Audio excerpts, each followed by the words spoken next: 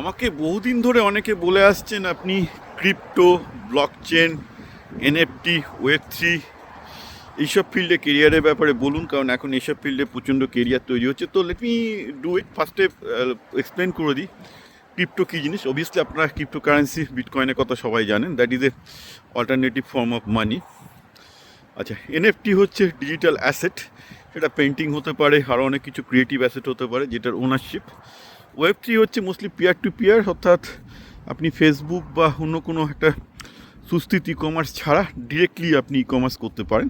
আর blockchain হচ্ছে underlying laser technology, যা দিয়ে কাজটা হয়।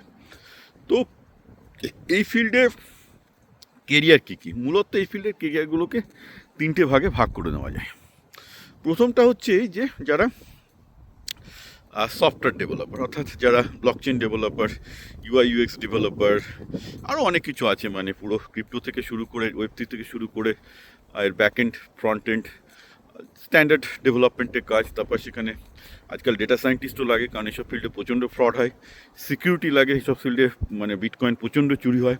তো মোস্টলি এইখানে আমি যদি দেখি যে সফটওয়্যার ডেভেলপমেন্টে কী কী অপরচুনিটি আছে, বা টেকনিশিয়ান হিসেবে বা টেকনোলজিস্ট হিসেবে কী কী অপরচুনিটি আছে, তাহলে ওটা 4 রকম। ওটা ডেটা সায়েন্সে আছে, সাইবার সিকিউরিটিতে আছে, এবং UI ফ্রন্ট এন্ড এবং ব্যাক এন্ড। এটা একটা স্ট্যান্ডার্ড জিনিস এনি ডেভেলপমেন্ট ফিল্ড।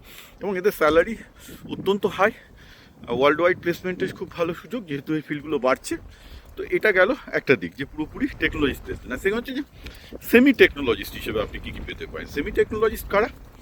যারা মোটামুটি ব্লকচেন অডিট করতে পারে, লেজার অডিট করতে পারে, ডেটা সায়েন্টিস্ট বা ডেভেলপারদের প্রোডাক্ট নলেজ দিতে পারে, যারা মোটামুটি ক্রিপ্টোতে বলতে পারেন যে যারা ক্রিপ্টোতে একটু জ্ঞানী লোক। সেটা হচ্ছে আপনার সেকেন্ড একটা আছে, কিন্তু এইটা খুবই irregular job, maximum consulting position.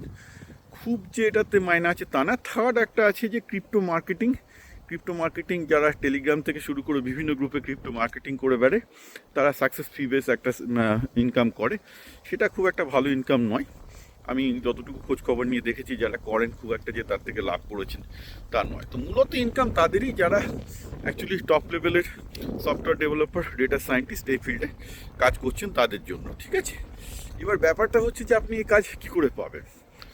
এখন ক্রিপ্টো, যেহেতু ক্রিপ্টো এবং এনএফটি এগুলো বিভিন্ন দেশের লিগাল স্ট্যাটাস বিভিন্ন রকম, কোনো দেশে এটা লিগাল, কোনো দেশে লিগাল নয়। তো মোরাললেস ম্যাক্সিমাম ক্রিপ্টো কোম্পানিগুলো পৃথিবীর কয়েকটা দেশে কনসেন্ট্রেটেড, যেগুলোতে অ্যাকচুয়ালি লিগাল, জুয়া, গ্যাম্বলিং, যত রকমের অনৈতিক কাজ চলে। যেমন মাল্টা, জিব্রাল্টার, ক্রাকোয়া, এই 3টে স্মল আইল্যান্ডই হচ্ছে মোরাললেস। দুবাইও এখন জুটেছে। এগুলো হচ্ছে গোটা ওয়ার্ল্ডের এসব অ্যাক্টিভিটি সেন্টার।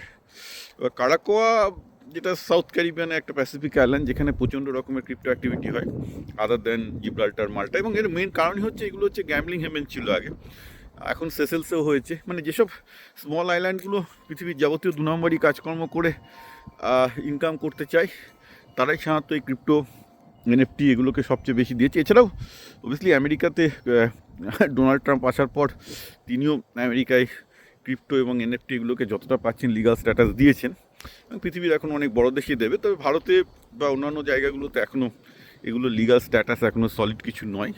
এগুলো খুবই প্রবলেমেটিক ব্যাপার।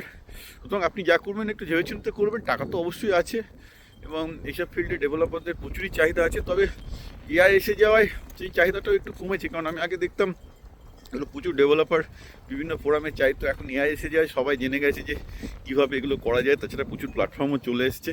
তো নাম্বার অফ ডেভেলপার্স লাগে, কিন্তু সংখ্যাটা অনেকটা কমে গেছে। এই হচ্ছে ব্যাপার এখন।